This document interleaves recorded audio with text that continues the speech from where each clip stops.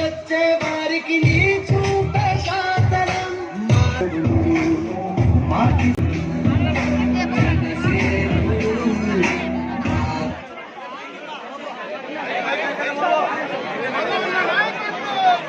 జై జనసేన,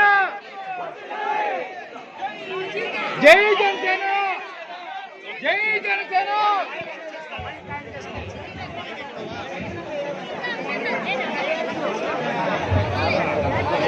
ఇక్కడికి విచ్చేసినటువంటి వేడుకోట ప్రజానికానికి,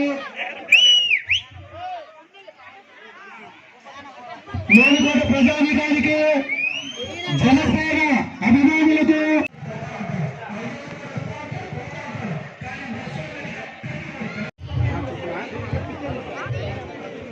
ఒకప్పుడు ధర్మవరంలో జనసేన అంటే కనీసం జెండా పట్టడం లేదు. అప్పుడు ఒక వీరుడు ఇక జెండా పట్టుకొని నిలబడి ఇంత స్టేజ్కి తెచ్చాడు ఈ జనసేనని.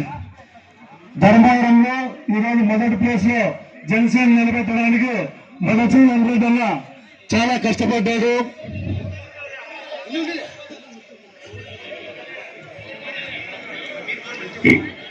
ఇంకోటి, ఇక్కడికి వచ్చిన కార్యకర్తలకి ఎవరికైనా ఏదైనా ఆపద వస్తే అన్న ముందుంటారని నేను చెప్తున్నా. వేలుగా తరలివచ్చే ధర్మవరం పట్టణ వాసులందరికీ నా కృతజ్ఞతలు తెలియజేసుకుంటున్నాను. ముఖ్యంగా ఇంకొక మాట చెప్పుకోవాలి. నేను రాజకీయాల్లో చాలా మంది నాయకుల్ని చూశాను, కానీ నేను ఎవరికైనా కొద్దిగా క్షమాపణ చెప్పాలంటే దాంట్లో మొదలు పెట్టి మధుసూదన్ రెడ్డి గారు అన్న సభాముఖంగా మీకు క్షమాపణ తెలియజేస్తున్నాను. ఎందుకంటే రాజకీయాల్లో నేను చూసింది రెండే రెండు: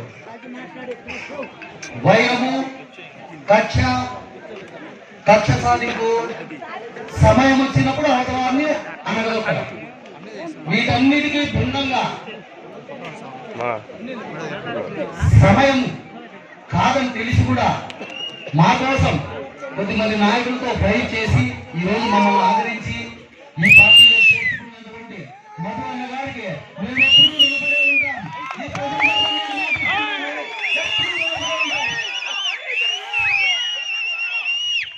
కొంతమంది అంటుంటారు ఏదో టైం కాదని వచ్చినారు ఇంకోటి. సభాముఖంగానే నేను చెప్తున్నాను, గతంలో కూడా ఇంతకన్నా దారుణమైన పరిస్థితుల్లో కూడా నేను ఎప్పుడు పార్టీ మారాలనే ఉద్దేశం నాకు రాలేదు, కలగలేదు. అంతగా అవసరం లేదు, ఊరు ఇచ్చినామేమో కానీ పార్టీ అనేది మారలేదు.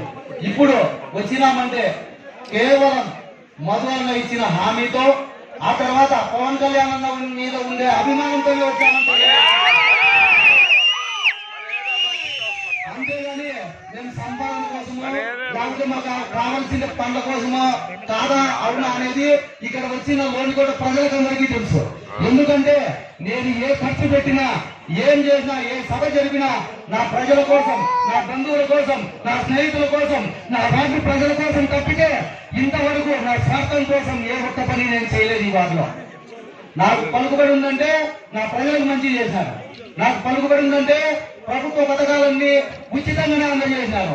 ఏ ఒక్కరి నుంచి ఒక్క పైసా కూడా తీసుకోకుండా ఇన్నేళ్లు నేను నిజాయితీగా చేసినాను. కాబట్టి నేను ఈ రోజు పార్టీ మారినా కానీ నా అక్క చెల్లెమ్మలు, అన్నదమ్ములు అందరూ ఇంత అభిమానంగా నాకు వచ్చి మద్దతు తెలిపారని సందర్భంగా తెలియజేసుకుంటున్నాను.